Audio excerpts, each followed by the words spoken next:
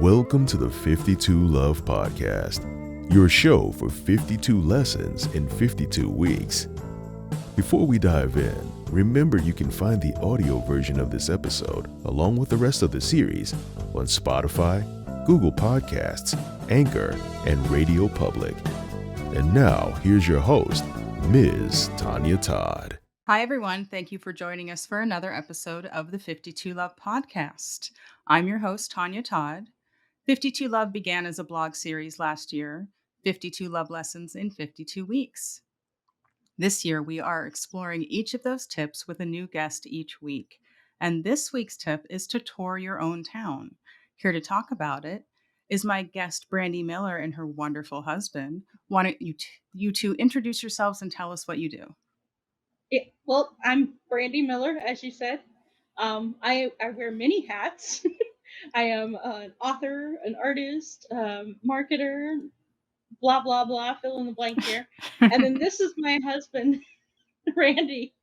Hi, I'm Randy Miller. I'm a developer, a programmer, and a devoted husband. So Yes. That pretty much sums me up. My in-house tech support team. Mm-hmm. I was really hoping to hear you say Randy and Brandy Miller. Yeah. It has such a nice ring to it. Well, it does, and it gets cuter. I mean, we met each other in junior high, so that's actually when we started dating too. So made it all the way through high school. You don't hear many of those Got married stories. at 19. No. Mm-hmm. Yep. So how long has it been? 26 years. Married. Mm-hmm. 26 years married. Yeah. We knew each other longer than that, obviously. But so yeah, 32 wonderful. years we've known each other. And how long as a couple? 32 years. Yeah. It was instant love, huh? No, not quite instant. It was close. I mean, well, he became my friend first. Mm-hmm. And then, like, it kind of evolved into a relationship. Mm-hmm. And I always tell people, I think it's better that way. Look for love, look for it with your best friend, right? Yeah. If you're best friends, you can weather all the stuff that happens in marriage that isn't romantic. Like when you guys can't stand to sleep in the same bed together for whatever reason, maybe he snores too loud, maybe you're too hot, whatever. You'll still be able to find some reason to come together. And during the hard parts, he's still your best friend. You still like hanging out with him. He's still a cool guy. You know, the marriage may have cooled, you know, the romance part may not be there, but the friendship will still be. And you can work your way back to the romance. So speaking of spending time together and enjoying each other's company, tell us about your day. Yeah, we went to the charming cat cafe here in Louisville. Meow. I didn't even know we had a cat cafe. No clue. Yeah. We've lived here in this area like for 27 years plus, and I did not know we had a cat cafe. I love that you chose the cat cafe, though. Well, we're both cat people, and we live in a teeny tiny apartment, so we really don't have the room for a cat of our own. And we've talked about it over and over again about getting a cat, but it's like, well, but then where are we going to put the litter box, and where are we going to put the other stuff, and so it always came down to, not right now. You know, maybe if we get a bigger place, maybe whatever. But then I saw that there was a cat cafe, and I was like, So what is the we cat have our cafe? cat fix. It was $11 a piece to go for an hour, and it was inside the mall, which is really cool. Basically, it's a place that it's a group of people who do rescues for cats that are looking for homes that they're forever homes. And what they have is they have a setup where they have multiple rooms. Some of them are themed. There's a large common area. They sell merchandise and those sort of things. So basically, it's just a paradise for the cats that they have there. There are cat condos, toys everywhere. They had about a dozen different cats. Some of them were in their own little enclosed areas because they just weren't social enough or those sort of things. Hmm. But basically, you go in and you just spend some time around them. If you're not really a cat person, it gives you a good chance to kind of get around cats, see get a feel out, and see if they're something that you might like or not. Or and if you like Brandy or I, you just kind of go in and you make yourself comfortable, and eventually one will wander over and start using you for furniture, and you get a chance to spend a little time with them. Yeah. Well, that sounds wonderful for Randy had cats one of and the cat kittens. lovers. Oh, it is. It is definitely wonderful. One of the kittens decided that Randy was going to be his couch for the day. So it's like, What an honor. it was so adorable. It was actually. It is quite an honor when a cat chooses you. I actually ended up. One of the cats was in a room by himself, not because he's antisocial, but because he's new and he doesn't know the other cats yet. So they haven't. They're Hmm. giving him time to acclimate himself. And so he was at the door looking out like, isn't anybody going to come love on me? Oh. So I came into the room, sat down on the floor, and he came curling right up. He's like, Oh. yes, finally someone to love me. Very sweet cat, very sweet. And, those are the moments you live for when a cat that doesn't know you decides to befriend you. You have been, you've been You have been honored by their chosen. presence. That's right. That's right. And they get a little upset and put off when you decide, I'm sorry, my time is up. I only have an hour and I gotta go.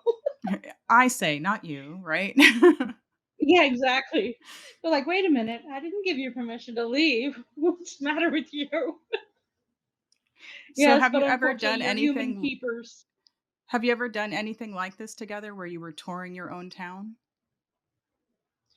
Not, I mean, we go on tours around town, kind of, but we don't usually make ourselves do things we haven't done before. Yeah, not with a purpose like this. Mhm. Obviously, I worked in radio for a little while, so we moved from town to town quite often. So exploration of new towns was one of the things that we did, but not purposefully. It was more of a we were out to explore the town, not we were out to explore the town together, like in a Yeah. situation where we're making a date out of it. So no, this is the first time we've ever done something like this where we explicitly were just out exploring for something for the two of us to do together. Yeah. So, it was really cool because after we did the cat cafe, we were looking for a place to eat. And so we decided, we'll take streets we don't normally take and see what we can find on those. Yeah, it's a good And sure idea. enough, we found something though. It wasn't something we'd never had before, but it was something we'd never had in Texas. I didn't know that Costa Vita had made its way to Texas. Yeah, I don't know if it's down in Vegas, but No, I've never heard of it. It's What in is it's it? Elko and Salt Lake City and even Denver. it's kind of it's a little bit like a Chipotle, but it's more of a like a Baja theme rather Okay. than a Spanish theme. So it's similar in a lot of regards, but it's based less about the heavier taste that like it's like a Tex-Mex or a Mexican type burrito place would be. More of a lighter taste, kind of more of a West Coast flavor to it. But we fell in love with just the it's really good, really high quality food for not too super expensive. But we'd never seen them outside of the Rocky Mountains because we'd lived up Hmm. in Wyoming and Nevada and Colorado and the like, and we saw them quite a bit and fell in love with them up there. We did had no clue that one or two of them had made their way down to Texas. We never would have found that if we didn't just say, "Hey, let's randomly pick a direction and go see what's out there." Yeah, exactly. So that was a special treat. It was like getting to have a little bit of taste of the past Mhm. brought to the present.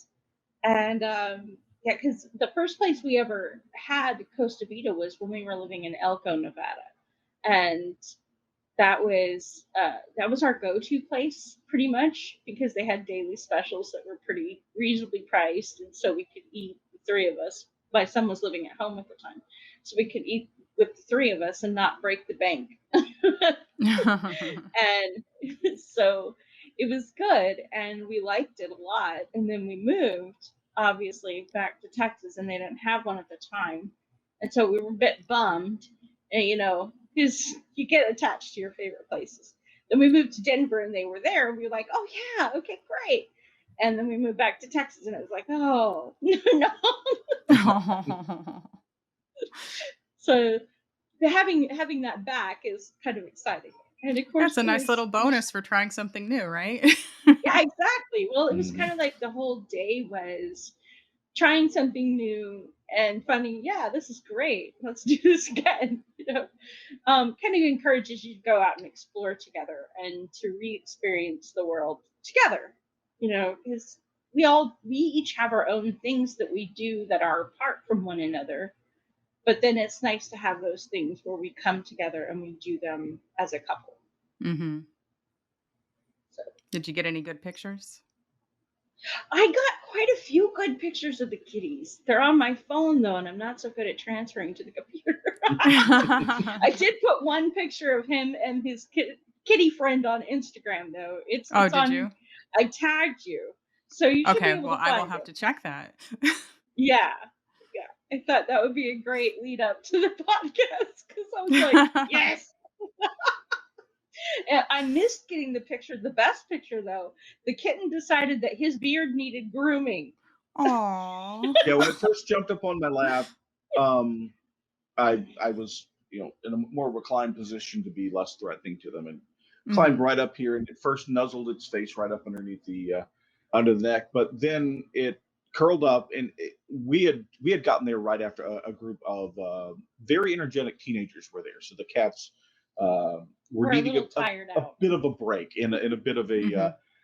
a bit of a rest, and this was the smallest kitten that was out there, and it was like, okay, I see a very large person that hasn't been moving, so they're probably safe. I'm going to climb up on them and curl up and clean and sleep, and A it nice did. warm, Thank still body.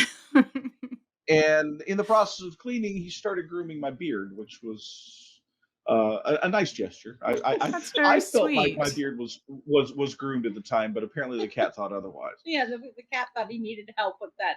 And she didn't quite get the camera out in time, but that would have been one of those precious pictures that we would Yeah. have caught. Yeah, Just let me get that for you. yeah, exactly. Look, I know you tried, and I appreciate the effort, but I've got a better handle on this. Let me get that for Right. I have a you. built-in comb right on my tongue. It's no problem. Mhm. Exactly. So yeah, it was really sweet. Um, but yeah, I mean, it was a really good experience, and so I'm really grateful for both the invitation to the podcast and the invitation to go out there and to try things that we haven't tried before locally. Just getting on the internet and looking for things that we hadn't done before was kind of, like I said, I wouldn't have found the cat cafe otherwise. Had no Well, idea we had one. have you been back out in the world yet since, things are opening up again? No, no. Not Back out in the well, a world, little bit, but yeah, not kind of, much. but not really. We both work from home, Mhm. so we don't tend to get out a lot, which is good that we like each other because otherwise, I'd probably We Yeah. be spend about 23 of the 24 hours a day together. So yeah, yeah, Well, it yeah, was pretty good to get much. outside of your normal environment, right? Yes, yes, indeed. yeah, for sure. We do occasionally take drives and do things like that, but usually it's the same direction. So this was even a little bit of a departure. We decided to go on a take a left basically instead of a right, Yeah. you know, head in a different direction. And So tell us so some we more found about the work that you do. I mean, you wear so many uh, hats. I do. I One of the things that I do a lot of is help writers get their books done. That's the main bread and butter for what pays the bills, so to speak. But I've also taken on, starting June, I took on, or I guess July 6th actually, so coming on a month now. I started what I call Project Fed, which is trying to help support orphans in Nigeria by applying creativity to print on demand products that I sell, and then those products, then when they sell, they help support the orphans. But the Mhm. cool thing is that the supplier that I use that does the print on demand, if people go and get their affiliate link and then help me promote the products, they make money. Oh, that So is it's cool. also helping lower no income earners at the same time make money online by helping support these orphans in Nigeria. So it's a double win. We'll have Now, to I make sure haven't that had a that lot link of is in the success show notes. financially. Yeah, I haven't had a lot of success with it financially yet, but I'm It's only been a keeping month at though, you it. said, right? Like you're Yeah, you're that's just true. getting it That is started. true. Yeah, and most people will tell you that it takes about 6 months before something like that really catches on, and you have to be persistent and consistent with it. Right. So I have a blog. It's projectfednigeria.blogspot.com, and that's where I post daily tips for marketing, tips for wealth building, tips for time management, uh, Friday freebies that are around the internet that could help somebody promote a business if they wanted it. And then Saturday is usually sales strategies. And then Sunday is my strategy Sunday. And today's strategy was don't let discouragement defeat you. That's a good That's one. the tip of the day, right? Is no matter what you're at, discouragement will be part of it. When you're starting something, and it doesn't matter what it is, it could be a business, it could be a podcast. I'm sure you've fought discouragement too. Every single one of us who has ever done anything has met discouragement along the way. Right. And tenacity is the And answer. right, well, and most of the time when I was younger, I would let discouragement defeat me because I thought discouragement meant that it was too much. It was time to quit. Maybe I wasn't in the right line. And then as I got more successful in business, I realized no, discouragement is there as a test of your why. Why does Mm. this really matter to you? Why do you really need to see it through? And you'll meet that in relationships too, right? You'll reach Mm-hmm. a point in your relationship where you feel discouraged, like it's not going where you thought it should go or where it would go, or where you think that it's not giving you what you need, and you're discouraged about the relationship. And then you have to sit down and say, okay, why? Why am I still with this person? Why am I still in this relationship? And why does it matter to me that the relationship continues? Because if you can't get past discouragement, you will quit. Mm-hmm. But discouragement isn't a reason to quit, it's a reason to refocus on why you're with them in the first place. That's a really good way to put it. Remember all the reasons why. One of the things Bless that you. helped was early. Yeah, early in our relationship, he would write me letters. Well, we wrote letters, but I think we kept the post office in business. Because we wrote letters all the time, and they were big, thick, heavy letters, so it's crazy. But when I would get Is this discouraged in before our you were an relationship, author? So you were taking it all out on love Mhm. letters? Yeah, exactly. It was before I was an author. I wish I still had those letters. Unfortunately, they were lost during the first big move when we were in Mm. our early 20s. So, at any rate, but I would flip through those letters and remind myself of how much love he had given to me so that I wasn't focusing on the moment's pain, but on all the whole context of our relationship. Right. Because it's easy to lose sight of all the small things that somebody has done for you and focus only on the irritating thing that they're not doing for you at the moment, or the irritating thing that they are doing that you wish they would stop doing. Like, I don't know, that repetitive breathing thing. Just stop doing that. The repetitive breathing thing. It's just keep To live. breathing and breathing and breathing. You really need to stop. Just kidding. But Tell us how you really feel. exactly. So sometimes your partner does things that are either hurtful or irritating, and maybe they don't even mean to, but they are. And so it's easy to get stuck on focusing on that and Mm-hmm. forget about all the reasons why they're good for you. All And the things that revisiting they those do. letters is a nice way to remember, oh yeah, there's this Hmm. and this and this, and this thing I'm Yeah. focusing on right now is just a tiny piece of this, Yeah, exactly. and a And it may temporary not part. even be the most important part. You know, um, this year, in fact, I was having a little trouble in our relationship. I was kind of frustrated. There were things that I felt like weren't happening that should happen, and I was getting really hyper focused on all the shoulda, coulda, wouldas, right? Mm-hmm. And I forget about all the ways that he supports me. All the little things that he does that I could not do what I do without that support. And when I sat back and realized that the resentment I was feeling was coming because I wasn't focusing on gratitude for what he was doing. Well, And keep so an eye on the then, series. We cover that too.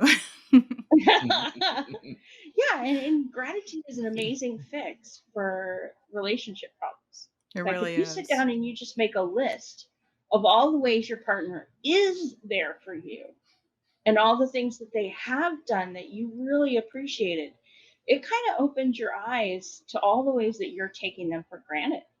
Mm, All the things that you aren't appreciating and how that may be hurting your relationship too. Because when right. you take the other person's efforts for granted and they feel invisible, it's really hard to feel the love. Understandable. And I think this tour of the town, you can also take your town for granted.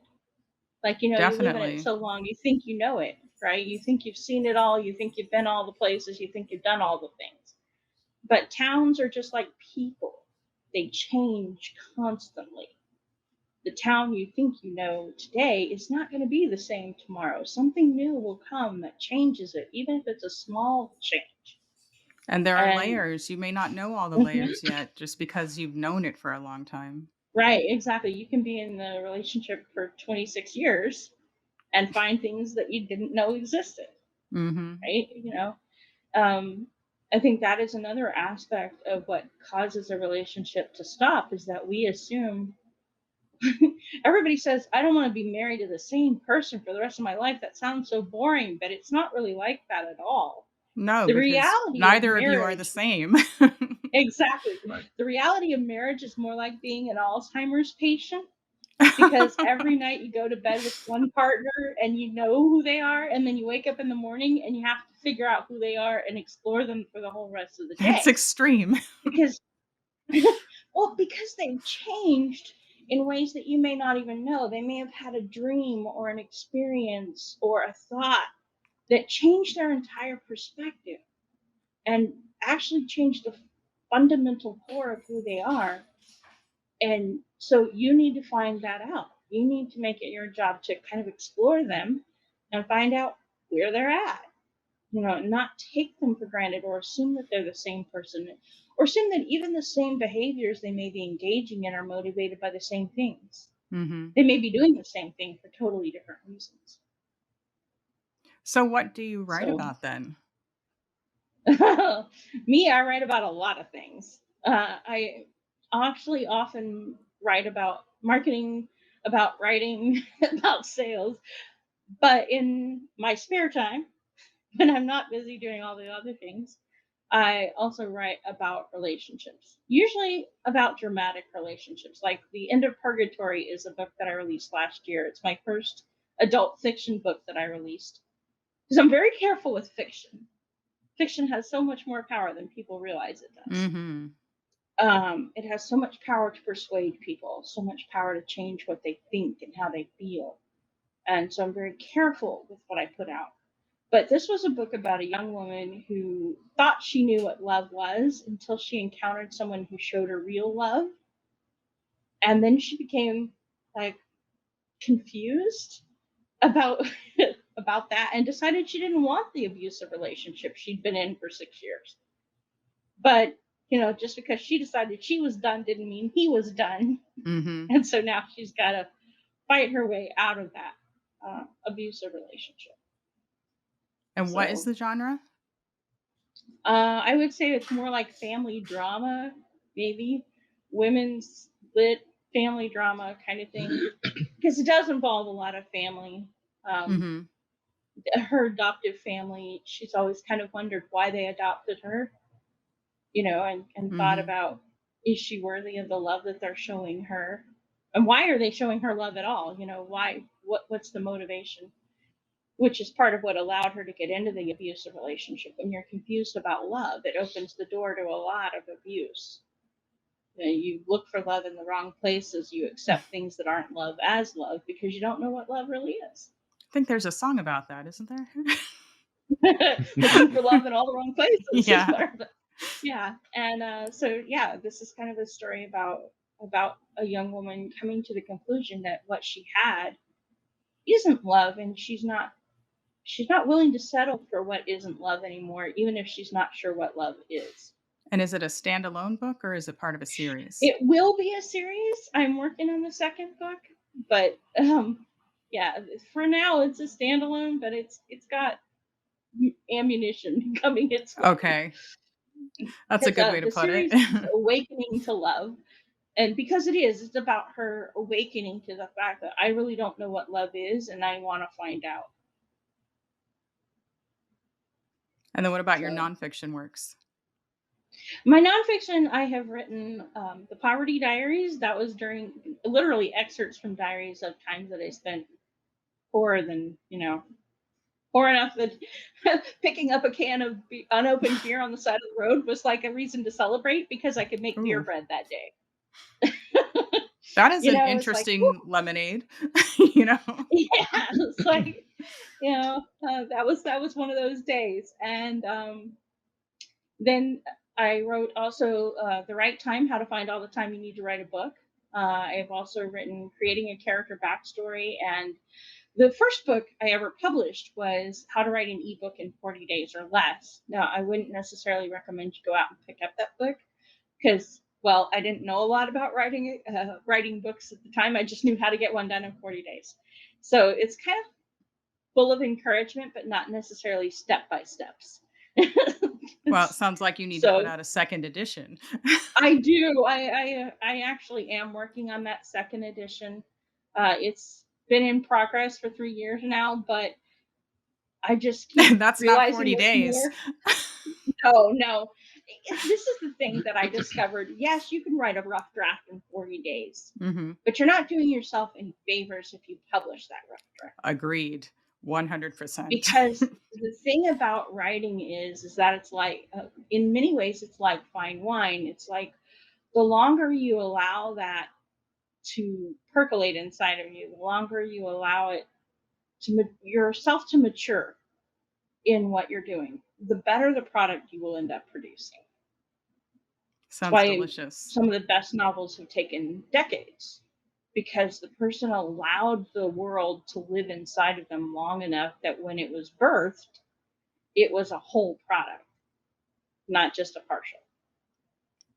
Yeah, I like that. So, yeah. And you talk Um, about this at conferences, don't you? Aren't you also a mhm. speaker at Yeah, conferences I like the am. Las Vegas Yeah. Writers Conference and the And Yes, I Thought yes, and that Ladies was such a great literary experience, and events? mhm, yes, I've done those too, and the Las Vegas, Path to Publishing conference is coming. Act Like an Author, Think Like a Business. I'm gonna be speaking on formatting a book, during Excellent. that conference, so that authors know the best way to put their books into if they wanna do the formatting themselves, what is involved, what it takes, what they need to make sure they have, even if they don't want to do it themselves, what they need to make sure they include in their manuscript so that the Mhm. person who does their typesetting for them has everything they need to make it look good. Do you have the dates for Um, that event yet?